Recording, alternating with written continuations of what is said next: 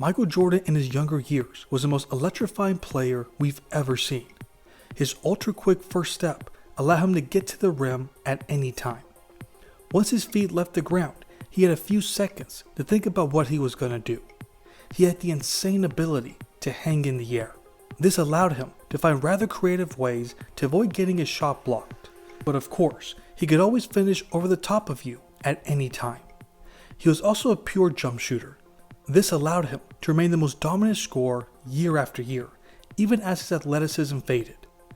As he entered his later years, the 6'6" shooting guard was the most prolific post scorer in a league dominated by big men. This is a testament to how polished his skills were. Although his first instinct was to score, he was an excellent passer. He was always one of the top producers in assists from a non-point guard. With all the attention he would receive from defenses, he would find many opportunities to set his teammates up. Sometimes it was by driving to the rim. Other times he would pass at the last second while in the air for a shot. Kobe Bryant was like his mentor in many ways. He couldn't hang in the air quite as long, but his drives to the rim were just as exciting. He knew how to maneuver around a crowd of defenders for a twisting layup. In many other instances, he was trying to get over the top and dunk on your soul. He wasn't as pure of a shooter as Michael was, but he had a much more daring style. There wasn't ever a shot that he thought he couldn't make, no matter how difficult it was or how many defenders were on him. This wasn't due to blind confidence. These were all shots he practiced over and over and over again. He had such an attention to detail, and he mastered all the skills necessary to convert on one of the most difficult shots you'll ever see. As he got older, he used all those intangibles to become an extremely effective post-up scorer. Although his first and second instinct was to score, he could distribute the ball with the best of them. He was such a creative playmaker when he drove to the rim, and knew how to make correct reads in the pick and roll setting. LeBron James didn't invent the point forward position, but nobody has ever been as successful while playing that role. It all starts with his physical nature. His raw talent, athleticism, and power are what we usually see on the football field, but not on the basketball court. For a large portion of his prime, it was impossible to keep this guy in front of you. He would either speed right past you or run through you. That would lead to some powerful finishes at the rim.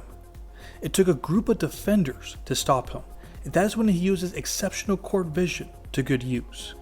When the court was spread out and when he was in the pick and roll setting, there was a multitude of ways that he could beat you. The criticism used to be that if he ever had a jump shot, he would be truly impossible. Well, he eventually had a reliable jump shot. Then they said he needed to have a post-up game if he wanted to be effective in his later years. He could score effectively on the low block as well. He has worked tirelessly on his game, and that has allowed him to break countless records. Jordan's weakness is deeper than a flaw in his game. It has more to do with a tendency that he had a hard time shaking. Phil Jackson went into detail about this in his best-selling book, 11 Rings. He wrote that he would sometimes have disputes with Michael about trying to win games by himself. He tried to give him room to figure out how to integrate his personal ambitions with those of the team. For example, winning a scoring title was very important to him. It can be hard to play as a team when you're fishing to score the most points in the league. But I think it's safe to say that he figured out how to win as a team while reaching his personal goals. He won the scoring title in each season the Bulls won the championship. You can say this weakness didn't affect the team from reaching their ultimate goal. Kobe's weakness is very similar to Michael's. It's more than just that he shoots too much. It's the way he reacted when things weren't going his way. Phil Jackson also talked about this in his book. He mentioned that he would often go on a shooting spree at any second if he felt frustrated. He had the tendency of shooting until his luck turned. Sometimes he was able to right the ship. In other times, he would shoot his team out of a game. It's fair to say that he wasn't always guilty of this, and there were plenty of times he excelled in other aspects of the game. LeBron's weakness is that he's an inconsistent free throw shooter. It's interesting that he's learned to be more accurate from mid-range and long-range shots. But free throws has been a battle that he's never fully conquered. Many have observed that he can't seem to stick to one shooting form, and he even changes it during the game. This particular weakness can be impactful in late game situations, especially when you need him to ice games to protect a lead. At other times, this has discouraged him from being aggressive to avoid winning the game at the free throw line. To be honest, I'm still shocked that I was able to see all three players in person. I noticed some clear differences between the three. Click on the card located in the top right corner and I discuss what I observed in my podcast channel. Michael's won 6 championships and he's never lost in the finals. In fact, he's never been pushed to a 7th game in the finals. He was a finals MVP for each title he won. He has 5 regular season MVPs, 1 Defensive Player of the Year award, 10 All-NBA First Team selections. He has 9 All-NBA Defensive First Team selections. He led his team to the most wins in a single season while winning a title. He's won 10 scoring titles. He's had 8 seasons where he's averaged over 30 points per game. He has the highest career points per game and playoff points per game average. He has 3 of the highest points per game average for a single playoff run that ended with a title. He scored the most points in a playoff game. He has the most 50 and 40-point games in the playoffs. He's the only player to win the MVP, Defensive Player of the Year, and scoring title in the same season. He's the only player to record over 200 steals and 100 blocks in multiple seasons. Bryant has won 5 championships. He's reached the finals 7 times.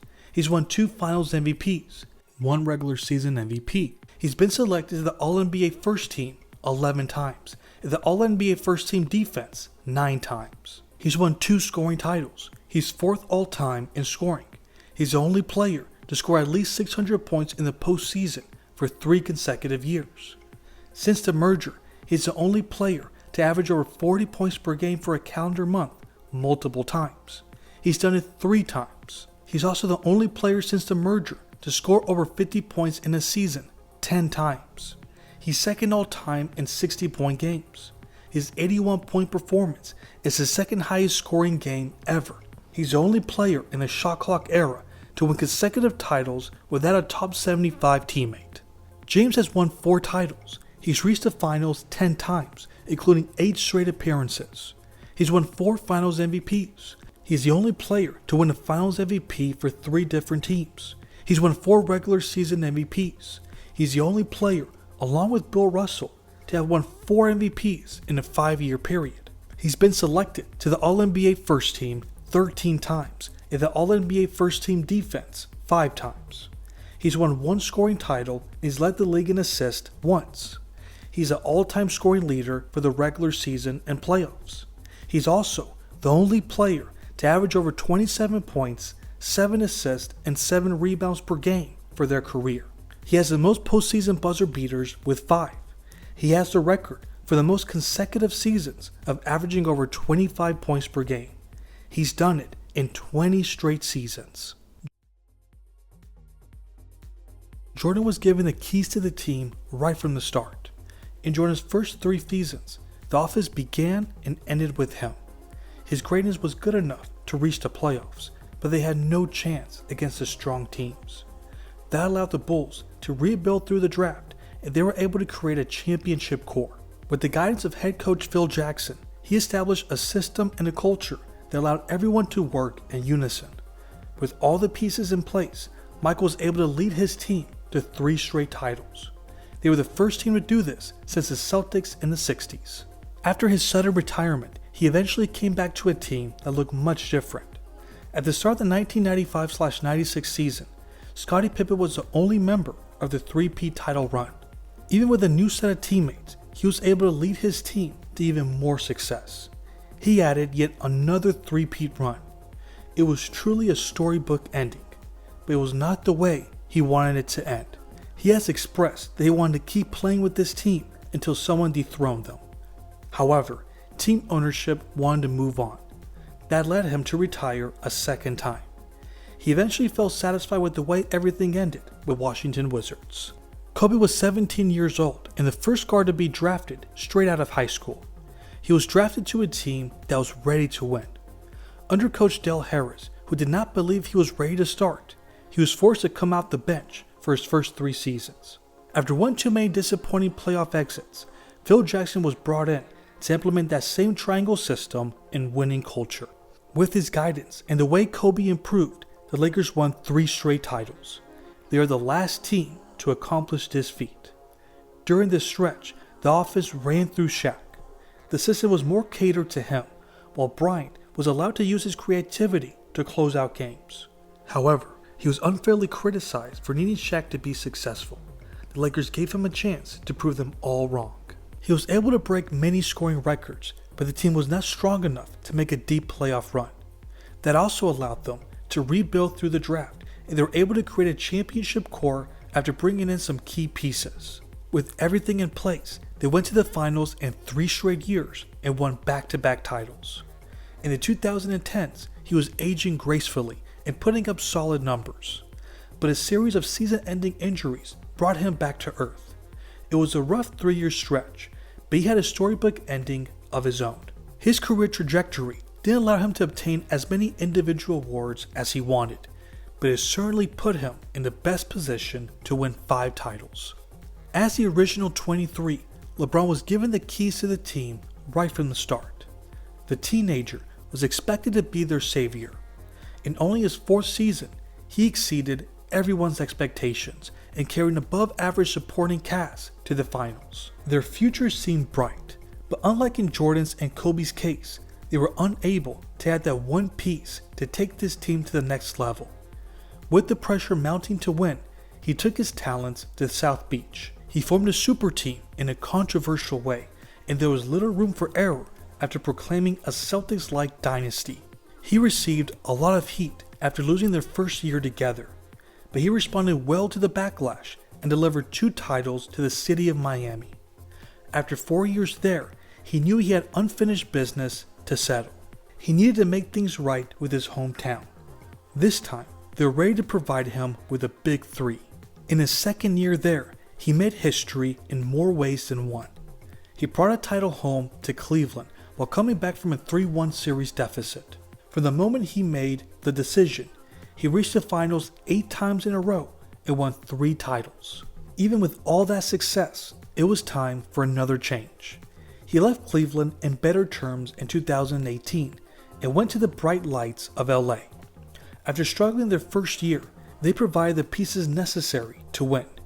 He wasted no time in building a chemistry with them, and nothing, not even a pandemic, was going to stop him from winning his 4th title.